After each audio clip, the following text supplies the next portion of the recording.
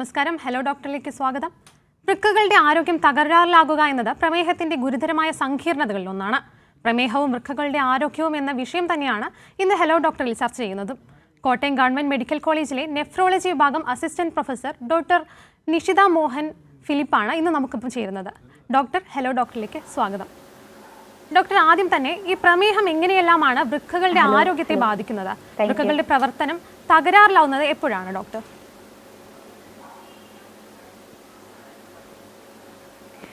പ്രമേഹം എന്ന് പറയുന്നത് ഇപ്പോൾ നമ്മൾ നേരിടുന്ന വലിയൊരു പ്രശ്നം തന്നെയാണ്. ഇപ്പം ഇന്ത്യ, പ്രത്യേകിച്ച് കേരളം, അതിൽ ഏറ്റവും പ്രമേഹ രോഗികളിൽ മുൻപന്തിയിലുള്ള ഒരു സംസ്ഥാനമാണ്. അപ്പം രോഗികളുടെ എണ്ണം നമ്മൾ അനുദിനം കൂടി വരുന്നു. അത് മാത്രമല്ല, വളരെ നേരത്തെ തന്നെ, അതായത് ഉദാഹരണത്തിന് നമ്മൾ പണ്ട് 60 വയസ്സിലും 50 വയസ്സിന് ശേഷവും കണ്ടുവന്നിരുന്ന പ്രമേഹ രോഗം ഇപ്പോഴൊക്കെ കൂടുതലായി ചെറുപ്പക്കാരിൽ, അതായത് 20 വയസ്സ് 30 വയസ്സുള്ളവരിൽ വളരെ സാധാരണമായും എല്ലാവിധമായ സാമ്പത്തിക ചുറ്റുപാടിൽ ഉള്ളവരും എല്ലാവിധ ജോലി ചെയ്യുന്നവരിലും വളരെയധികം കണ്ടുവരുന്നു. അതോടൊപ്പം നമ്മുടെ ഇടയിലുള്ള ക്രോണിക് കിഡ്നി ഡിസീസ്, അതായത് ദീർഘകാലമായുള്ള വൃക്കരോഗ ബാധിതരുടെ എണ്ണം ക്രമാതീതമായി കൂടി വരുന്നു. അപ്പോൾ രണ്ടും ഒരുമിച്ച് നോക്കുമ്പോൾ പ്രമേഹം വളരെയധികം ഇതിനൊരു കാരണമാകുന്നുണ്ട്. പ്രമേഹം എങ്ങനെയൊക്കെ ബാധിക്കാമെന്ന് ചോദിച്ചാൽ, ആദ്യം തന്നെ പ്രമേഹത്തിൻ്റെ തുടക്ക സ്റ്റേജുകളിൽ അത് വളരെയധികം നന്നായി കൺട്രോൾ ചെയ്ത് നിയന്ത്രിച്ച് ഭക്ഷണ നിയന്ത്രണം, വ്യായാമം, മറ്റ് മരുന്നുകൾ എല്ലാം വെച്ച് നന്നായി നിയന്ത്രിച്ച് പോകുന്നവരിൽ വളരെ അതിൻ്റെ റിസ്ക് കുറയുകയും, എന്നാൽ നമ്മൾ ശ്രദ്ധിക്കാതിരിക്കുകയോ ക്രമാതീതമായി രക്തത്തിലെ പഞ്ചസാരയുടെ അളവ് കൂടുകയോ ചെയ്യുമ്പോൾ അത് കുറച്ച് കാലങ്ങൾ, അതായത് ഏകദേശം അത് ഓരോരുത്തരുടെ ജനിതകമായ കാരണങ്ങൾ കൊണ്ടും ഇത് മാറ്റം സംഭവിക്കാറുണ്ട്. ഇതിൻ്റെ റിസ്ക് ചിലർക്ക് വളരെ നേരത്തെയും ചിലർക്ക് എന്നാൽ കുറച്ച് 8-10 വർഷങ്ങൾക്ക് ശേഷവുമാണ് ഈ പ്രമേഹം വൃക്കകളെ ബാധിക്കുന്നത്. മറ്റൊരു കാരണം എന്താണെന്ന് വെച്ചാൽ, നമ്മൾ പലരും കണ്ടുപിടിക്കുന്നത് വളരെ വൈകിയായിരിക്കും. നമ്മൾ എന്തെങ്കിലും ലക്ഷണങ്ങൾ, അതായത് ഒരുപാട് ക്ഷീണം ഒക്കെ വരുമ്പോഴായിരിക്കാം നമ്മൾ ഒരു പ്രമേഹ രോഗിയാണെന്ന് കണ്ടുപിടിക്കുന്നത്. അതിനും ഏറെ മുന്നേ തന്നെ പ്രമേഹം വൃക്കകളെ ബാധിക്കാൻ തുടങ്ങിയിരിക്കാം. ഇപ്പോൾ പ്രമേഹം മാത്രമല്ല, പ്രീ ഡയബറ്റിസ് എന്ന അവസ്ഥ, അതായത് പ്രമേഹം വരുന്നതിന് മുന്നേ ഉള്ള ആ ഒരു സ്റ്റേജിലും കിഡ്നിക്ക് മാറ്റങ്ങൾ സംഭവിച്ചു തുടങ്ങാം.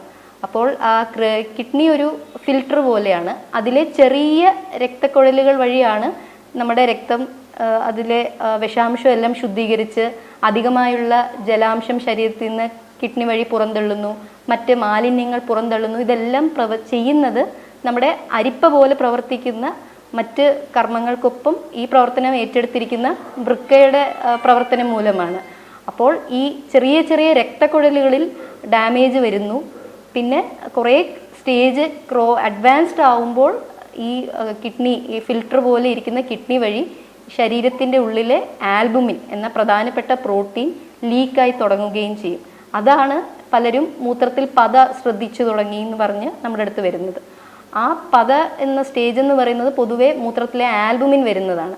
അപ്പോൾ ആ ആൽബുമിൻ ക്രമാതീതമായി കൂടി വന്ന് പിന്നീടാണ് അത് കാലിൽ നീര്, ശരീരത്തിലെ ആൽബുമിൻ കുറയുന്നു, രക്തസമ്മർദ്ദം കൂടുന്നു എന്നൊക്കെ വരുമ്പോൾ കാലില്, കണ്ണിന് ചുറ്റും നീര്, രക്തസമ്മർദ്ദം ക്രമാതീതമായി കൂടുന്നു എന്നിങ്ങനെ പിന്നീട് ക്രിയാറ്റിൻ, അതായത് നമ്മൾക്കിപ്പോൾ മെഷർ ചെയ്യാൻ പറ്റുന്ന രക്തത്തിലെ ഘടകം, അതായത് കിഡ്നിയുടെ പ്രവർത്തനത്തെക്കുറിച്ച് അറിയുന്ന ഘടകമാണ് ക്രിയാറ്റിൻ.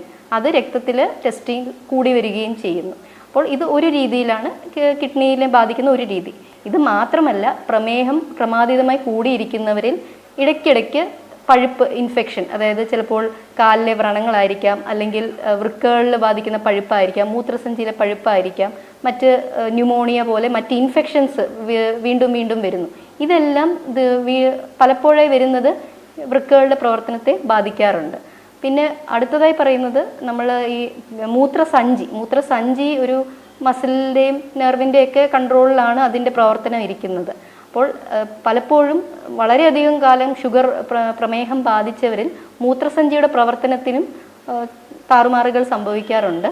അപ്പോൾ ശരിയായ രീതിയിൽ മൂത്രം പോകാതെ അത് കെട്ടിക്കിടക്കുകയും അങ്ങനെ കിഡ്നികളുടെ പ്രവർത്തനത്തെ സാരമായി ബാധിക്കുകയും ചെയ്യാറുണ്ട്. ഇത് മാത്രമല്ല, പ്രമേഹം നമ്മളുടെ ഹൃദയത്തിൻ്റെ പ്രവർത്തനത്തെയും ദീർഘകാലം കൺട്രോൾ ഇല്ലാതിരിക്കുമ്പോൾ ബാധിക്കുന്നതാണ്.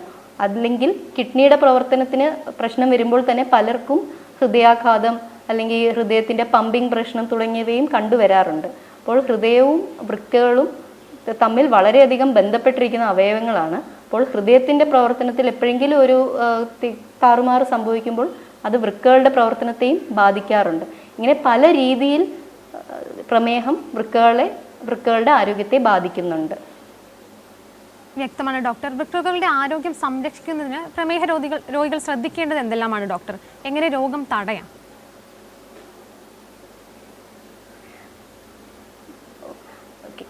നമ്മൾ ആദ്യം തന്നെ പ്രമേഹം വരാതിരിക്കാനാണ് ശ്രദ്ധിക്കുന്നത്. കരുതൽ ആണ് നമ്മൾ ആദ്യം നോക്കുന്നത്. അപ്പോൾ ചെറുപ്പത്തിൽ തന്നെ, കാരണം ഞാൻ എടുത്തു പറയാൻ കാരണം നമ്മുടെ കൊച്ചു കുട്ടികൾ, അതായത് സ്കൂൾ പ്രായത്തിലുള്ള കുട്ടികളിൽ തന്നെ ഈ പറഞ്ഞ പോലെ ഇൻസുലിൻ റെസിസ്റ്റൻസ്, അതായത് ശരീരത്തിൽ ഇൻസുലിൻ അധികമായി വരുന്നു, അത് മറ്റ് ഡാമേജുകൾ ഉണ്ടാക്കുന്നു എന്ന അവസ്ഥ കണ്ടുവരുന്നുണ്ട്. അപ്പോൾ അവരെ ശരിയായ ഭക്ഷണ രീതി കുട്ടിക്കാലത്തെ പരിശീലിപ്പിക്കുക, ശരിയായുള്ള വ്യായാമം, പോഷകാഹാരം കൊടുക്കുക, മറ്റ് ഫാസ്റ്റ് ഫുഡൊക്കെ പരമാവധി ഒഴിവാക്കുക, ഇതൊക്കെ നമുക്ക് തുടക്കത്തിൽ തന്നെ ചെയ്യാൻ പറ്റും. പിന്നെ വ്യായാമം വളരെ പ്രധാനമാണ്. ഇപ്പോൾ പ്രമേഹം നമ്മുടെ ഇടയിൽ കൂടുന്നതിന് മെയിൻ ഒരു കാരണം നമ്മുടെ വ്യായാമക്കുറവ് ആയിരിക്കാം. മറ്റ് കാരണങ്ങളുണ്ട്, ഇല്ലെന്നല്ല. അപ്പോൾ നമുക്ക് ചെറുപ്പം മുതലേ ഇത് നമ്മളൊരു ജീവിതശൈലി നല്ല ചിട്ടയായുള്ളത് കുട്ടികളെ പരിശീലിപ്പിക്കണം. പിന്നെ നമ്മളുടെ ജോലിയുടെ രീതി അനുസരിച്ച്, ഉദാഹരണത്തിന് കൂടുതൽ ഓഫീസ് ജോലി ചെയ്യുന്നവരായിരിക്കും. അപ്പോൾ നമ്മൾ കഴിക്കുന്ന ഭക്ഷണം പൊതുവേ നമ്മൾ പരമ്പരാഗതമായി ചോറ് ധാരാളം അല്ലെങ്കിൽ ചപ്പാത്തിയുടെ എണ്ണം ഒക്കെ 3ഉം 4ഉം ഒക്കെ കഴിക്കുന്നവരായിരിക്കും. നമ്മൾ ചെയ്യുന്ന പ്രവർത്തനത്തിനനുസരിച്ച് അത്രയും ഊർജ്ജം നമ്മുടെ ശരീരത്തിന് വേണ്ടി വരത്തില്ല.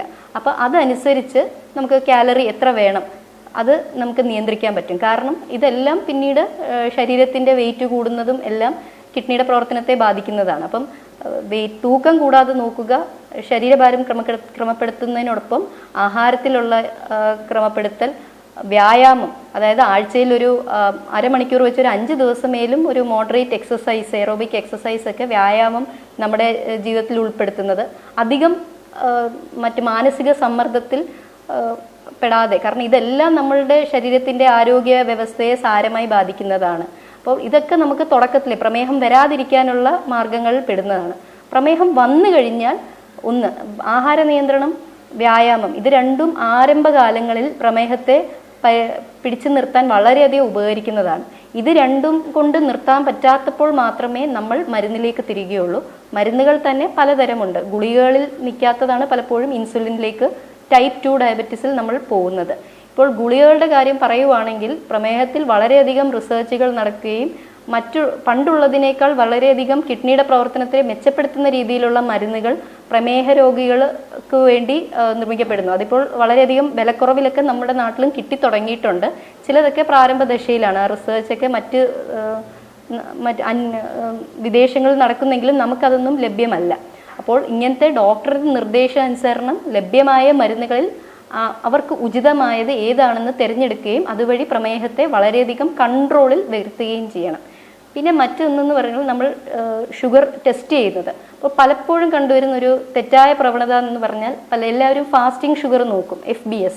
അപ്പോൾ അത് പലപ്പോഴും 80-90, അപ്പോൾ നമ്മൾ വളരെ സന്തോഷിക്കും, കൺട്രോളിലാണെന്ന് വിചാരിക്കും. പക്ഷെ നമ്മൾക്ക് വളരെയധികം ഇൻസുലിൻ റെസിസ്റ്റൻസ് എല്ലാം ഉള്ളതിനാൽ പലപ്പോഴും ആഹാരത്തിന് 2 മണിക്കൂർ ശേഷമുള്ള പോസ്റ്റ് പ്രാൻഡിയൽ ബ്ലഡ് ഷുഗർ അത് കൂടുതലായിരിക്കും. അല്ലെങ്കിൽ 3 മാസത്തെ ആവറേജ് നോക്കുന്ന HbA1c. അപ്പോൾ നമ്മൾ നല്ല കൺട്രോളുള്ളവർക്ക് അത് ഒരു 6.4 വേണമെന്ന് പറയാറുണ്ടെങ്കിലും ഒരു ആവറേജ് 7-ൽ താഴെ നിൽക്കണം എന്നാണ് പറയുന്നത്. അപ്പോൾ പ്രത്യേകിച്ച് കിഡ്നി പ്രശ്നമുള്ളവർക്ക്. അപ്പോൾ ഈ ഷുഗർ ടെസ്റ്റ് ചെയ്യുമ്പോൾ നമ്മൾ ഇങ്ങനത്തെ തെറ്റുകൾ വരുത്താതിരിക്കാൻ നോക്കുക.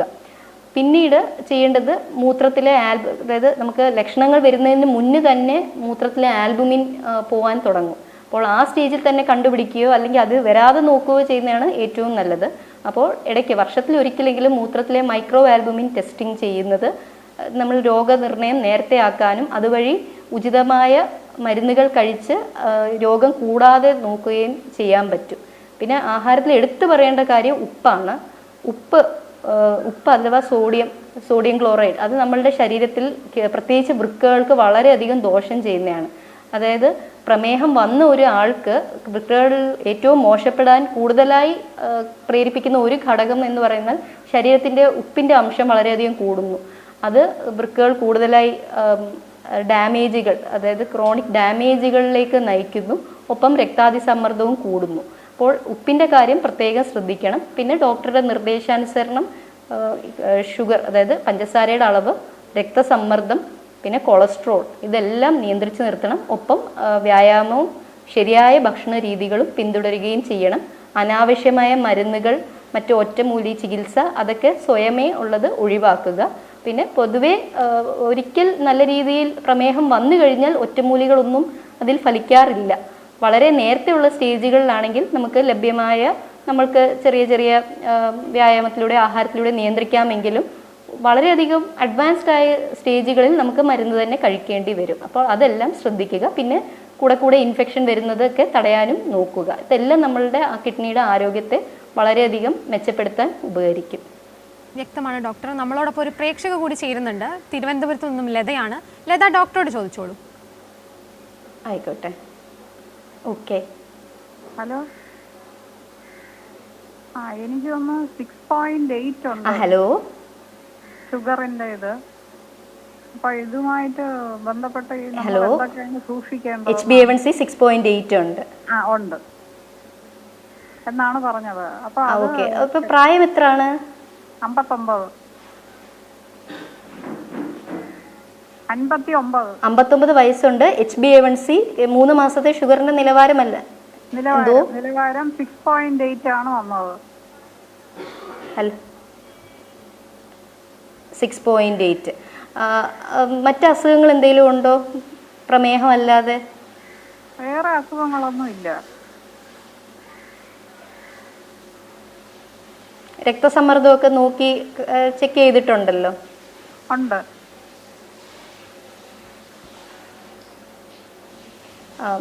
എത്ര വർഷമായി പ്രമേഹം കണ്ടുപിടിച്ചിട്ട്? ഇതിപ്പം ഒരു റീസെന്റ് 2 ഇയേഴ്സിന്റെ അകത്തായിരിക്കും. 2 വർഷം. 2 ഇയേഴ്സിന്റെ അകത്തായിരിക്കും. അപ്പൊ 2 വർഷം. ഇപ്പോൾ എന്താ ഗുളികകളാണോ കഴിക്കുന്നത്? ഇപ്പൊ ഗുളികയൊന്നും കഴിക്കുന്നില്ല. ബ്രിമ്മിലായതുകൊണ്ട് ഇതിപ്പം 6.8 കുഴപ്പമില്ല എന്ന് പറഞ്ഞതുകൊണ്ട് ഒന്നും കഴിച്ചൊന്നും തുടങ്ങിയില്ല. അപ്പൊ എത്രത്തോളം ചിലപ്പോ ഈ പറയുന്നത് പോലെ യൂറിൻ പാസ് ചെയ്യുമ്പോ നമുക്ക് ചില സമയങ്ങളിൽ ഒരു ഇത് ഈ പറഞ്ഞ പോലെ ചെറിയ തോതിൽ ബബിളൊക്കെ കാണുന്നുണ്ട്. അപ്പൊ അതൊക്കെ ഇത് TV പറഞ്ഞല്ലോ ഇപ്പം. അപ്പൊ അതുകൊണ്ടാണ് ഞാനിത് ചോദിച്ചത്, എത്രത്തോളം നമ്മൾ എന്തൊക്കെ ശ്രദ്ധിക്കണം എന്നുള്ളത്. Okay okay. നടക്കുന്നുണ്ട്. അപ്പോൾ ഈ പൊതുവെ ഈ പറഞ്ഞത് തന്നെ, അതായത് 6.8 പോകുന്നുണ്ട്. ഇങ്ങനെ വണ്ണം ഇങ്ങനെ ഇടത്തര ശരീരപ്രകൃതമാണോ അതോ കുറച്ച് വണ്ണമുള്ള പ്രകൃതമാണോ? എങ്ങനെ ശരീരഭാരം എങ്ങനെയാണ്? നേരത്തെ നല്ല വണ്ണമുള്ള ആളായിരുന്നു. ഇപ്പം അതിൽ നിന്ന് വണ്ണം കുറഞ്ഞിട്ടുണ്ട്. ഇപ്പൊ ഈ വ്യായാമവും രാവിലെ കുറഞ്ഞിട്ടുണ്ട്. ഓക്കെ. ഇത് ഇപ്പൊ ഈ നടപ്പും മറ്റ് ആഹാരത്തിലുള്ള നിയന്ത്രണം രാവിലെ ഞാൻ പോകുന്നുണ്ട്. അതായത് ഇതൊക്കെ ഇപ്പൊ നിയന്ത്രണമൊക്കെ തുടങ്ങിയിട്ട്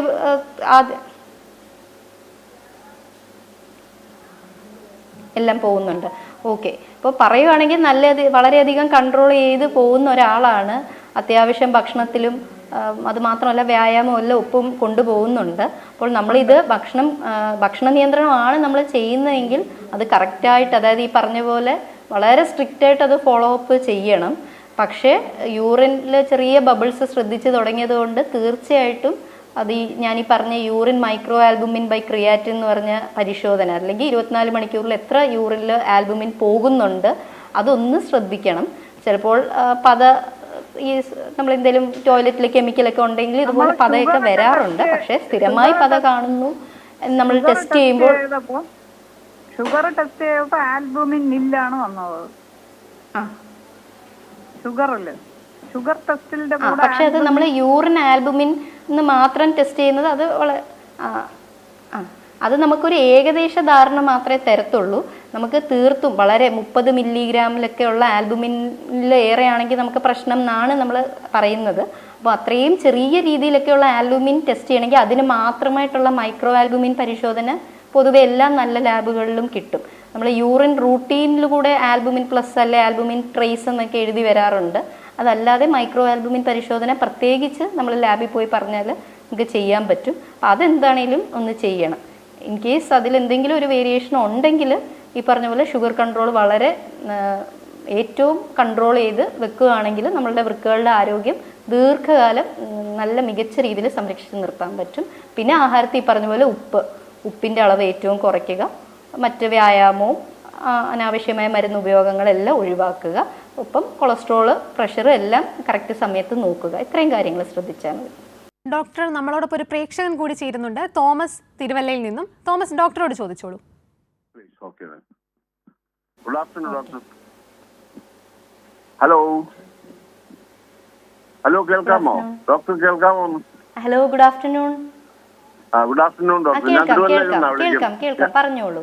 ഓക്കെ, ഞാൻ തിരുവല്ലയിൽ നിന്നാണ് വിളിക്കുന്നത്. എനിക്ക് വയസ്സ് 72. പറഞ്ഞോളൂ. എന്റെ വെയിറ്റ് എന്ന് പറയുന്നത് 92 കിലോയാ. ഞാനൊരു 24 വർഷമായിട്ട് ഷുഗർ ഉണ്ട് എനിക്ക്. അതുകൂടാതെ തന്നെ ഇപ്പൊ അടുത്ത കാലത്ത് പിന്നെ തൈറോയ്ഡ് ഉണ്ട്, കൊളസ്ട്രോൾ ഉണ്ട്, അങ്ങനെ 2-3 രോഗങ്ങൾ കഷ്ടപ്പെടുന്നുണ്ട്. ഞാൻ ഈ അടുത്ത കാലത്ത് ബ്ലഡ് ഒന്ന് ടെസ്റ്റ് ചെയ്തപ്പോഴേ, യൂറിൻ ടെസ്റ്റ് ചെയ്തപ്പോൾ അതിലൊരു ഫോം ഇങ്ങനെ കണ്ടപ്പോൾ എൻ്റെ ഒരു സ്ഥിരം ഡോക്ടറോട് ഞാൻ വിവരം പറഞ്ഞപ്പോൾ എന്നോട് പറഞ്ഞു ഒരു നെഫ്രോളജിസ്റ്റിനെ കാണുന്നത്. ഇപ്പൊ ഡോക്ടർ നെഫ്രോളജിസ്റ്റ് ഇതിലുണ്ടല്ലോ TV-യിൽ. അപ്പൊ അതുകൊണ്ട് ഡോക്ടറോടൊന്ന് ചോദിക്കാമെന്ന് വിചാരിച്ചായിരുന്നു. പല ടെസ്റ്റുകളൊക്കെ നടന്നതിലെല്ലാം ഞാൻ ബൗണ്ടറി ആണെന്നാണ് ഡോക്ടർ. തൈറോയിഡും കൊളസ്ട്രോളും ഉണ്ട്, ഷുഗറും ഉണ്ട്. ബ്ലഡ് പ്രഷർ നോർമൽ ആണോ? നോർമൽ അല്ല. ഞാൻ മിക്കവാറും എബവ് 100. ബ്ലഡ് പ്രഷർ നോർമൽ ആണോ? അല്ല, 150 മുകളിലാണ് എപ്പോഴും. 150 മുകളിൽ. അതെ അതെ. രക്തസമ്മർദ്ദം. ഓക്കെ. ഇതിപ്പോ ഷുഗറിന് വേണ്ടി എന്താണ് ഇപ്പം മരുന്ന് ഉപയോഗിക്കുന്നത്? പ്രമേഹത്തിന് വേണ്ടി മരുന്ന് ഇൻസുലിൻ വരുന്നുണ്ട്. ഇൻസുലിൻ എടുക്കുന്നുണ്ട്. ഇൻസുലിനും ഉണ്ട്, ഗുളികകളും ഉണ്ട്. 72 വയസ്സല്ലേ പറഞ്ഞേ? 72 വയസ്സായി എനിക്ക്. 24 വർഷമായിട്ട് ഞാൻ ഷുഗർ പേഷ്യന്റാ. ഓക്കെ. അപ്പോൾ ഷുഗർ പേഷ്യന്റ് ആണ്. അപ്പോൾ നമുക്ക് റിസ്കുകളുണ്ട്, അറിയാമല്ലോ. ഉദാഹരണത്തിന് ശരീരവണ്ണം, നമുക്ക് 10% വെയിറ്റ് ലോസ് കൊണ്ട് ഒത്തിരി ബെനിഫിറ്റ് കിട്ടും എന്നാണ് പറയുന്നത്. ഇപ്പം 92 ആണെങ്കിൽ അതിന്റെ 10% ഏകദേശം 9 കിലോ അടുപ്പിച്ച് വരും. അപ്പം അത്രയും നമുക്കൊരു 6 മാസം മുതൽ 1 വർഷത്തിൻ്റെ ഇടയ്ക്ക് നമുക്ക് എന്തെങ്കിലും മാറ്റം നമ്മുടെ രീതികളിൽ മാറ്റാൻ പറ്റുമെങ്കിൽ തീർച്ചയായിട്ടും അതൊന്ന് റിഫ്ലക്റ്റ് ചെയ്യും നമ്മുടെ മൊത്തത്തിലുള്ള ആരോഗ്യത്തിൽ. പിന്നെ ഫോം ടെസ്റ്റ് ചെയ്ത് നോക്കണം. അതായത് യൂറിൻ ആൽബുമിൻ, ഈ പറഞ്ഞ പോലെ മൈക്രോ ആൽബുമിൻ ടെസ്റ്റ് തന്നെ ചെയ്യുക. പിന്നെ വെയിറ്റ് നിയന്ത്രണം നോക്കുക. പിന്നെ ബ്ലഡ് പ്രഷർ ഉണ്ടെന്നല്ലേ പറഞ്ഞത്? അപ്പം 150 കുഴപ്പമില്ല. 150ഉം ഡയസ്റ്റോളിക് കൂടെ എത്രയാണെന്ന് നോക്കുക. അപ്പം അതൊരു 140-90 ആ റേഞ്ചിൽ, അല്ലെങ്കിൽ അതിൽ താഴെ ഏറ്റവും നല്ല കൺട്രോളിൽ നിൽക്കുന്നത് വളരെ മെച്ചമായിരിക്കും. പിന്നെ നമുക്ക് കഴിക്കുന്ന ഷുഗറിൻ്റെ അല്ലെങ്കിൽ ബ്ലഡ് പ്രഷറിൻ്റെ മരുന്നുകളുണ്ട്. അതിൽ തന്നെ നമുക്ക് ഈ യൂറിനിലെ ആൽബുമിൻ കുറയ്ക്കാനുള്ള മരുന്നുകളും ഉണ്ട്. അപ്പോൾ അതെല്ലാം മൊത്തത്തിലെല്ലാം നോക്കി, ക്രിയാറ്റിൻ ഉൾപ്പെടെ നോക്കി പരിശോധിച്ചതിന് ശേഷമാണ് പൊതുവെ ദീർഘകാലത്തേക്ക് നമ്മൾ കൊടുക്കാറ്. പിന്നെ ഈ പറഞ്ഞ പോലെ ഈ വണ്ണത്തിൻ്റെ ഒപ്പം ഉപ്പിൻ്റെ അംശം ആഹാരത്തിലുള്ളത് അതും കൺട്രോൾ ചെയ്യുക. അപ്പം ഇത്രയും കാര്യങ്ങൾ പൊതുവെ ശ്രദ്ധിക്കുക. ഈ ശരീരഭാരത്തിൽ ഒരു ചെറിയ വ്യത്യാസം വരുമെങ്കിൽ തീർച്ചയായിട്ടും വളരെ നല്ലതായിരിക്കും. പ്രേക്ഷകന് വ്യക്തമായെന്ന് പ്രതീക്ഷിക്കുന്നു ഡോക്ടർ. രോഗം ബാധിച്ചാൽ മുന്നോട്ടുള്ള നടപടികൾ എന്തെല്ലാമാണ് ഡോക്ടർ? ചികിത്സാ മാർഗങ്ങൾ എന്തെല്ലാമാണ്? നൂതന ചികിത്സാ രീതികൾ എന്തെല്ലാമാണ് ഡോക്ടർ? ഓക്കെ. ഇപ്പോൾ നമ്മൾക്ക് നൂതന ചികിത്സാ രീതി എന്ന് പറഞ്ഞല്ലോ. അപ്പം നൂതനമായിട്ടുള്ളത് മാത്രമല്ല, നമ്മൾ പരമ്പരാഗതമായിട്ട് നമ്മൾ ഉപയോഗിക്കുന്ന മരുന്ന് അല്ലാതെയുള്ള ചികിത്സാ രീതികൾ ആദ്യം പറയാം. ഇപ്പോൾ പറഞ്ഞതുപോലെ തന്നെ ശരീരഭാരം, 10% ശരീരഭാരം അമിതവണ്ണം ഉള്ളവരിലോ അല്ലെങ്കിൽ അരവണ്ണം കൂടുതലുള്ള റിസ്ക് ഉള്ളവരിലോ കുറച്ചാൽ തന്നെ പല ഘടകങ്ങൾ, ഉദാഹരണം ഷുഗർ കൺട്രോളൊക്കെ വളരെ മെച്ചപ്പെടും. പിന്നെ രണ്ടാമതായിട്ട് നമ്മൾ ഉപയോഗിക്കുന്ന ഷുഗറിൻ്റെ ഗുളികകൾ. അപ്പോൾ അത് നമ്മൾ ഈ ഷുഗർ കിഡ്നിയെ ബാധിച്ചാൽ, അതായത് പ്രമേഹം കിഡ്നിയെ ബാധിച്ചാൽ അതിലൊക്കെ പലപ്പോഴും ഒരു ചെറിയ മാറ്റങ്ങൾ നിർദ്ദേശിക്കാറുണ്ട്. അതായത് ചിലത് നമ്മുടെ കിഡ്നിയുടെ പ്രവർത്തനത്തിനനുസരിച്ച് ചിലത് ഉപയോഗിക്കുന്നത് റിസ്ക് കൂടുതലായിരിക്കും. മറ്റ് സീരിയസ് പ്രശ്നങ്ങൾക്കുള്ള ഒരു റിസ്ക് വരുന്നതുകൊണ്ട് അതൊക്കെ ഡോക്ടർമാർ ചെറുതായിട്ട് മാറ്റാറുണ്ട്. പിന്നെ ഷുഗർ കൺട്രോൾ വളരെ പ്രധാനമാണ്. കാരണം വൺസ് നമ്മൾ രോഗം ബാധിച്ചാൽ മുന്നോട്ടുള്ള നമ്മൾ കിഡ്നിയുടെ പ്രവർത്തനം ഏറ്റവും മോശമായി ഒരു ഡയാലിസിസ് എന്ന സ്റ്റേജിലേക്ക് എത്തുന്നത് എത്തുന്നതിൻ്റെ വേഗത കുറയ്ക്കാനായിട്ടാണ് നമ്മൾ ഏറ്റവും ശ്രമിക്കുന്നത്. അപ്പോൾ സ്ട്രിക്റ്റ് ആയിട്ടുള്ള ഷുഗർ കൺട്രോള്, രക്തസമ്മർദ്ദത്തെ ഏറ്റവും നന്നായി നിയന്ത്രിക്കുക, പിന്നെ ഈ പറഞ്ഞ പോലെ ആഹാരത്തിലുള്ള നിയന്ത്രണം, ഇത്രയും നമുക്ക് ചെയ്യുന്നതോടൊപ്പം ചില മരുന്നുകൾ, പ്രത്യേകിച്ച് നമ്മൾ രക്തസമ്മർദ്ദത്തിന് കൊടുക്കുന്ന ചില മരുന്നുകൾ തന്നെ കിഡ്നിയുടെ ഈ മുന്നോട്ടുള്ള ഈ മോശപ്പെടുന്ന അവസ്ഥയിലേക്ക് ഒരു വ്യത്യാസം വരുത്താൻ കഴിവുള്ളവയാണ്. അപ്പോൾ അതൊക്കെ കറക്റ്റായിട്ട് അതിൻ്റെ ചില പ്രശ്നങ്ങൾ എല്ലാ രോഗികൾക്കും എല്ലാ മരുന്നും ഒരേപോലെ പ്രയോജനം ചെയ്തുവെന്ന് വരില്ല. എന്നാൽ പ്രയോജനം ചെയ്യുന്നവരിൽ അത് തീർച്ചയായും കൊടുക്കുകയും വേണം. അതിൻ്റെ ഡോസ് ഇടയ്ക്ക് ഡോക്ടർ കണ്ട് പ്രഷറും മറ്റ് രക്തത്തിലെ ഘടകങ്ങൾ, ക്രിയാറ്റിൻ, പൊട്ടാഷ്യം എന്നിവ അനുസരിച്ച് അതിൻ്റെ ഡോസ് വ്യത്യാസപ്പെടുത്തുകയും ചെയ്യും. അപ്പോൾ പുതിയ മരുന്നുകൾ നമുക്ക് വിപണിയിൽ വന്നു തുടങ്ങിയിട്ടുണ്ട്. ചില മരുന്നുകൾ ഇപ്പോൾ നമുക്കൊരു 3-4 വർഷമായിട്ട് വന്നിട്ടുണ്ട്. അപ്പോൾ പണ്ടത്തതിലും വളരെയധികം മെച്ചപ്പെട്ടതാണ്. ഒരിക്കൽ നമുക്ക് ഈ മൂത്രത്തിൽ ആൽബുമിനോ പ്രമേഹം കിഡ്നിയെ ബാധിച്ചോ കഴിഞ്ഞാൽ പണ്ടുള്ളതിലും നമുക്ക് മെച്ചപ്പെട്ട ചികിത്സകൾ ഇപ്പോൾ ലഭ്യമാണ്. അപ്പോൾ അതെല്ലാം ഡോക്ടർ നിർദ്ദേശിക്കുന്നത് പോലെ ചെയ്യാൻ പറ്റുള്ളൂ. കാരണം ഓരോ പുതിയ മരുന്നുകൾ നമ്മൾ ഇടുമ്പോഴും 2 ആഴ്ചയോ 1 മാസമോ കഴിയുമ്പോൾ ഡോക്ടർ പറയുന്ന പോലെ ടെസ്റ്റുകൾ ചെയ്തു വന്നാൽ മാത്രമേ ആ ഡോസ് മതിയോ അതോ ഇനി കൂട്ടണോ. അതേപോലെ ആൽബുമിൻ്റെ പരിശോധന നമ്മൾ വീണ്ടും ചെയ്യേണ്ടി വരും, നമ്മുടെ ആൽബുമിൻ കുറയുന്നുണ്ടോ. പിന്നെ വേറൊരു തെറ്റിദ്ധാരണ മിക്കവർക്കും ഉള്ളത്, എല്ലാവരും പെട്ടെന്നുള്ള ക്രിയാറ്റിൻ വേരിയേഷൻ വളരെയധികം ആൾക്കാരെ അലട്ടുന്ന ഒന്നാണ്. ക്രിയാറ്റിന് മരുന്ന് കഴിക്കുന്നു, ആ മരുന്ന് കഴിക്കുമ്പോൾ ക്രിയാറ്റിൻ കൂടുന്നു, ക്രിയാറ്റിൻ കുറയുന്നു. അപ്പോൾ നമ്മൾ മനസ്സിലാക്കേണ്ടത് എന്തെന്ന് വെച്ചാൽ, നമ്മൾ ഈ ഒരു മരുന്നുകൾ കൊണ്ട്, അതായത് ഈ കിഡ്നി ഡയബറ്റിക് നെഫ്രോപ്പതി എന്ന രോഗാവസ്ഥയ്ക്കുള്ള മരുന്നുകളെ കൊണ്ട് നമ്മൾ ഉദ്ദേശിക്കുന്നതോ ആഗ്രഹിക്കുന്നതോ ആ രോഗി, ആ വ്യക്തി ഡയാലിസിസിലേക്ക് പോകുന്നതിൻ്റെ ആ വേഗം കുറയ്ക്കാനാണ് നമ്മൾ ആഗ്രഹിക്കുന്നത്. അപ്പോൾ ചെറിയ ക്രിയാറ്റിൻ വേരിയേഷൻ, അത് ഒത്തിരി ഘടകങ്ങൾ, നമ്മളൊരു 2 ലാബിൽ നോക്കിയാൽ നമ്മുടെ ക്രിയാറ്റിൻ ഉണ്ടായിരിക്കും. അതായത് ശരീരത്തിൻ്റെ തൂക്കമുള്ള ആൾക്കാർക്ക് ചില മസിലുള്ളവർക്ക് ക്രിയാറ്റിൻ കുറച്ച് മുന്നോട്ടായിരിക്കും. അപ്പോൾ ചെറിയ വേരിയേഷൻസിലല്ല കാര്യം, നമ്മളുടെ ഹോളിസ്റ്റിക്, അതായത് ഓവറോളായിട്ട് നമ്മളുടെ പ്രഷർ എങ്ങനെയുണ്ട്, നീരുണ്ടോ, ക്രിയാറ്റിൻ്റെ പെട്ടെന്ന് ഒരുപാട് സ്പീഡിൽ കൂടുന്നുണ്ടോ, പിന്നെ രക്തസമ്മർദ്ദത്തിൻ്റെ കൺട്രോൾ എങ്ങനെയാണ്, ഷുഗർ കൺട്രോൾ എങ്ങനെയാണ്, ഇതെല്ലാം കൊണ്ട് ഒരു ഡോക്ടർ കംപ്ലീറ്റ് ആയിട്ട് ഒരു രോഗിയെ നോക്കിയിട്ട് മാത്രമേ ആ കറക്റ്റായിട്ടുള്ള മരുന്നുകൾ ആ രോഗിക്ക് ചേർന്ന രീതിയിൽ നിർദ്ദേശിക്കാറുള്ളൂ. അപ്പോൾ അത് കറക്റ്റായിട്ട് ഫോളോ ചെയ്താൽ വളരെയധികം നമുക്ക് മെച്ചപ്പെട്ട ഒരു ജീവിത രീതിയിൽ മുന്നോട്ട് പോകാൻ പറ്റും. വൺസ് നമുക്ക് ഈ ഡയബറ്റിക് നെഫ്രോപ്പതി ബാധിച്ചാൽ തന്നെ. പിന്നെ മറ്റൊരു കാര്യം എന്ന് പറഞ്ഞാൽ, ഡയബറ്റിക് നെഫ്രോപ്പതി എന്ന രോഗാവസ്ഥ ഈ പറഞ്ഞ പോലെ വൃക്കകളെ മാത്രമല്ല ഹൃദയത്തിൻ്റെ ആരോഗ്യത്തെ കൂടെ ബാധിക്കുന്നതാണ്. അപ്പോൾ നമ്മൾ ആ ഹൃദയത്തിന് വേണ്ടി കൂടിയാണ് നമ്മൾ ഈ പറഞ്ഞ പോലെ ഇതെല്ലാം ആൽബുമിനുണ്ടെങ്കിൽ നമ്മളെല്ലാം കൺട്രോൾ ചെയ്ത് പോകണമെന്ന് പറയുന്നത്. അപ്പോൾ ഹൃദയത്തിൻ്റെ ചെക്കപ്പും മറ്റു കൊളസ്ട്രോള് അതെല്ലാം നമ്മൾ ഒപ്പം ചെയ്യേണ്ടതാണ്. ഇത്രയും നമ്മൾ ശ്രദ്ധിക്കുക. വ്യക്തമാണ് ഡോക്ടർ. വൃക്കകളുടെ ആരോഗ്യവും സംരക്ഷണവും എന്ന വിഷയമാണ് ഇന്ന് ഹലോ ഡോക്ടറിൽ ചർച്ച ചെയ്തത്. കോട്ടയം ഗവൺമെന്റ് മെഡിക്കൽ കോളേജിലെ നെഫ്രോളജി വിഭാഗം assistant professor doctor Nishitha Mohan ഫിലിപ്പാണ് ഇന്ന് നമുക്കൊപ്പം ചേർന്നത്. നന്ദി ഡോക്ടർ. ഇന്നത്തെ ഹലോ ഡോക്ടറിന്റെ സമയം ഇവിടെ അവസാനിക്കുന്നു. നമസ്കാരം.